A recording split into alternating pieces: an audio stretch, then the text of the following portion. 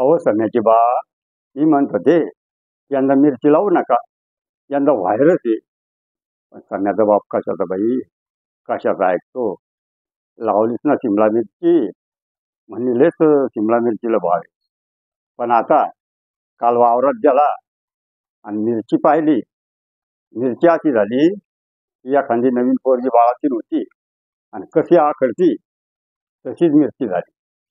आणि अशी डायलॉग चालू असतानाच शेजारची गंगूबाई येते आणि ती म्हणते, अहो आमच्या घरचं आहे ना, ते बी असंच म्हणे, यंदा शिमला लावू शिमला लावू, यंदा मिरचीला लय भाव आहे. पण म्या म्हणलं शिमलाच्या नाही नांदी लागायचं, आपण यंदा सरकी लावू, सरकीला लय भाव आहे. लय लोकांनी सरकी कमी करेल आहे. यंदा कापसाला भाव म्हणजे भावच राहणार आहे. आणि मिरच्या तोडाच्या टायमाला किती परेशानी होती तुम्हाला माहीतच आहे. कोणी भेटतं का? पण आमच्या घरच्यांना ऐकलं बाई. अहो तुमच्या घरच्यांना ऐकलं असेल, पण हे आमचं दलिंदर ऐकतं का? याची चालली होती मिरची मिरची, आता आहे ना असं वगाड्याला तोंडाला हात लावून बसतं की कोणी त्याचं मेलं इथं. हो, असे डायलॉग आपल्याला आता खरोखरच घराघरामध्ये ऐकायला मिळत असते. कारण म्हणतात की शेतकरी हा दिवाळीला शहाणा होतो आणि त्याची हुशारी, सगळा माल सगळा भाव जेव्हा त्याच्या हातात येतो तेव्हा त्याला कळतं, अरे यंदा हे माल लागता पेरायला पाहिजे, धमकं पेरायला पाहिजे, हाच पेरायला पाहिजे होती, साहेबीनला काही जमलं नाही, मक्का पेरायला पाहिजे होती. अशी जी परेशानी आहे ती प्रत्येक शेतकऱ्याचीच आहे. तर त्यांना नेमकं काय करावं हे शेतकऱ्याला कळत नाही. आणि मग घरोघरी अशी परेशानीचे डायलॉग आपल्याला ऐकू येतात. खरोखरच शेतकरी राजाची व्यथा ही त्रिशंकूसारखी झालेली आहे. त्यानं काय करावं हे त्याला समजत नाही. कारण हवामानाचा अंदाज नाही, पावसाचा अंदाज नाही, निसर्ग काय करत हे सांगता येत नाही. आता बऱ्याच लोकांना मिरच्या लावल्या, पण ह्या आभाळामुळं त्याच्यावर व्हायरस आलं, वातावरण मानून राहिलं नाही. त्याच्यामुळे मिरची माना टाकल्या, मना तसं ॲव्हरेज देऊ लागलं नाही आणि म्हणा तसा भाव नाही. तो खरोखरच ह्या व्यथा म्हणजे शेतकरी लहान असो का मोठा असो, प्रत्येक शेतकऱ्याच्या त्या व्यथा आहे. त्याला कोणता माल पेरावा हे म्हणजे त्याला सुचतच नाही.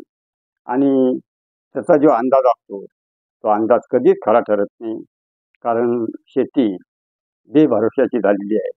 एकतर प्रत्येक मालाला, प्रत्येक पिकाला खताचे भाव वाढले, मेहनत वाढली, मजुरी वाढली, कुठं मजूर मिळत नाही, मजुराचे भाव जणू सरकारी नोकरासारखे झाले. त्याच्यामुळं जो बळीराजा आहे, शेतकरी राजा आहे, तो खूप परेशान आहे. तो अनेक प्रयोग करायला बघतो, पण तो गणपती करायला बघतो आणि त्याचा मारुतीच होतो.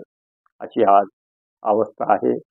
म्हणून सरकारला विनंती आहे की तुम्ही कर्जमाफी करू नका, फक्त खत जे आहे किंवा जे केमिकल मारतो शेतकरी तिचे रेट कमी करा आणि फक्त आमच्या शेतकऱ्याच्या मालाला भाव द्या. खरोखरच आमचा शेतकरी हा राजा आहे, तुम्हाला भीक मागण्याची त्याला गरज पडणार नाही. म्हणून सरकारनं सुद्धा या गोष्टीकडं गांभीर्यानं लक्ष दिलं पाहिजे. म्हणूनच खरोखरच शेतकरी हा जगाचा पोशिंदा आहे.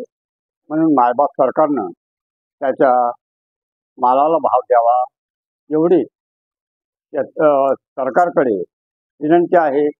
आणि या विनंतीला जर खरोखरच सरकारने गांभीर्यानं घेतलं, त्याच्या विनंतीला जर माल दिला, तर अहो सम्याचे बाप, मी म्हणत होते की मिरची लावू नका, असे डायलॉग आपल्याला घराघरात ऐकायला मिळणार नाही.